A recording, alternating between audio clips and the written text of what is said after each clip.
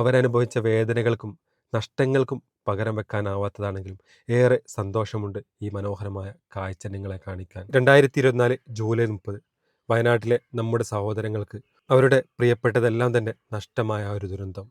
വീടുകളും കൃഷിസ്ഥലങ്ങളും അതുപോലെ തന്നെ അവരുടെ ജീവിത മാർഗങ്ങളും എല്ലാം തന്നെ നഷ്ടത്തിലാഴ്ത്തിയ ആ ഒരു വലിയ ദുരന്തം. മനുഷ്യരുടെ ചേർത്ത് പിടിക്കലിൻ്റെ പുതിയൊരു മുഖമാണ് ഇതിലൂടെ നമുക്ക് കാണാൻ സാധിക്കുന്നത്. മുസ്ലിം ലീഗ് എന്ന ഒരു പ്രസ്ഥാനം അവരുടെ വാഗ്ദാനങ്ങൾ പാലിക്കപ്പെടുകയാണ്. ആ ഒരു മനോഹരമായ കാഴ്ച കാണാൻ ഒരുപാട് ജനങ്ങളാണ് അവിടേക്ക് ഒഴുകിയെത്തിയത്. എൻ്റെ നാട്ടിലെ ലീഗ് പ്രവർത്തകരോടൊപ്പം ഞാനും അവിടെ പോവുകയുണ്ടായി. അങ്ങനെ എല്ലാവരും തന്നെ ഇതുപോലെ വീടിൻ്റെ അകത്തേക്കൊക്കെ പ്രവേശിച്ച് കാണുന്നുണ്ടായിരുന്നു. ഡൈനിങ് ഹാളാണിത്. ഡൈനിങ് ഹാളിൽ സോഫയും അതുപോലെ തന്നെ ഈ ഡൈനിങ് ടേബിളെല്ലാം തന്നെ സെറ്റ് ചെയ്തിട്ടുണ്ട്. മറ്റൊരു റൂമിൽ ബെഡ്റൂം, അതായത് ഈ ബെഡ്റൂമിൽ ബെഡും കട്ടിലും അലമാരയും എല്ലാം തന്നെ സെറ്റ് ചെയ്തിട്ടുണ്ട്. നല്ല വൃത്തിയുള്ള ബാത്റൂമാണ്. ഇവിടെയും അതുപോലെ തന്നെ മൂന്നാമതൊരു റൂമുണ്ട്. അങ്ങനെ ആ റൂമുകളിലെല്ലാം തന്നെ ഇനി ഫർണിച്ചറും കാര്യങ്ങളും സെറ്റ് ചെയ്യാനുണ്ട്. അതെല്ലാം ഇതിൽ ഉൾപ്പെട്ടതാണെന്നാണ് എനിക്ക് മനസ്സിലാക്കാൻ തന്നെ സാധിച്ചത്. കിച്ചണിൻ്റെ വർക്ക് ഏരിയ ആണിത്. അതുപോലെ തന്നെ നല്ലൊരു കിച്ചണുമുണ്ട്. അങ്ങനെ എല്ലാ സൗകര്യത്തോടു കൂടിയും വൃത്തിയും അതുപോലെ തന്നെ നല്ലൊരു അന്തരീക്ഷത്തിലുള്ള വീടുകൾ. വയനാടിൻ്റെ MP ആയ പ്രിയങ്ക ഗാന്ധിയുടെ പ്രസംഗമായിരുന്നു. അകത്തേക്ക് ആ സ്റ്റേജിൻ്റെ ഭാഗത്തേക്ക് എത്താൻ തന്നെ ഒരുപാട് കഷ്ടപ്പെട്ടു. പലരും തന്നെ വഴിയിൽ ബ്ലോക്കായി പോയി. അവിടേക്ക് എത്താൻ പോലും പറ്റാത്ത അവസ്ഥയായി. പ്രിയങ്ക ഗാന്ധിയുടെ പ്രസംഗം സമദാനിയായിരുന്നു പരിഭാഷപ്പെടുത്തിയത്. ഇവിടെ എത്താൻ കഴിഞ്ഞതിൽ ഞാൻ സന്തോഷിക്കുന്നു. എന്നെ ക്ഷണിച്ചതിന് ഞാൻ വീണ്ടും നന്ദി പറയുന്നു.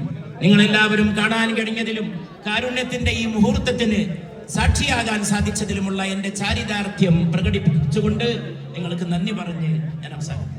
ഞാൻ തിക്കിയും തിരക്കിയും സ്റ്റേജിന്റെ അരികിലേക്ക് നടന്നു. 4.5 മാസം കൊണ്ടാണ് ഇത് മനോഹരമാക്കിയത് എന്നുള്ള കൂടി നമ്മൾ മനസ്സിലാക്കണം എന്നാണ് എനിക്ക് നിങ്ങളോട് അഭ്യർത്ഥിക്കാനുള്ളത്. ഇതുമായി സഹകരിച്ച എല്ലാവരോടും ഒരുപാട് പ്രയാസങ്ങളും പ്രതിസന്ധികളും ഒക്കെ ഉണ്ടായപ്പോൾ എല്ലാ പാർട്ടിയുടെ കൂടെയും ഞങ്ങളുടെ കൂടെയൊക്കെ നിന്ന് ചേർത്ത് പിടിച്ച് എല്ലാവിധ സഹായ സഹകരണം നൽകിയ എല്ലാവരോടുള്ള നന്ദി രേഖപ്പെടുത്തുകയാണ്. പ്രത്യേകിച്ച് മേപ്പാട് പഞ്ചായത്തിൻ്റെ സെക്രട്ടറി, മേപ്പാട് പഞ്ചായത്തിൻ്റെ അസിസ്റ്റന്റ് എഞ്ചിനീയർ, മേപ്പാടി പഞ്ചായത്തിലെ ഉദ്യോഗസ്ഥന്മാർ, KSEBിയിലെ ഉദ്യോഗസ്ഥന്മാർ, അതുപോലെ തന്നെ ജലബീമ. ഒരു വീടിന്റെ നിർമ്മാണത്തിന് 22,60,000 രൂപ വരും. നമ്മുടെ 105 വീടാണ് കൊടുക്കുന്നത്.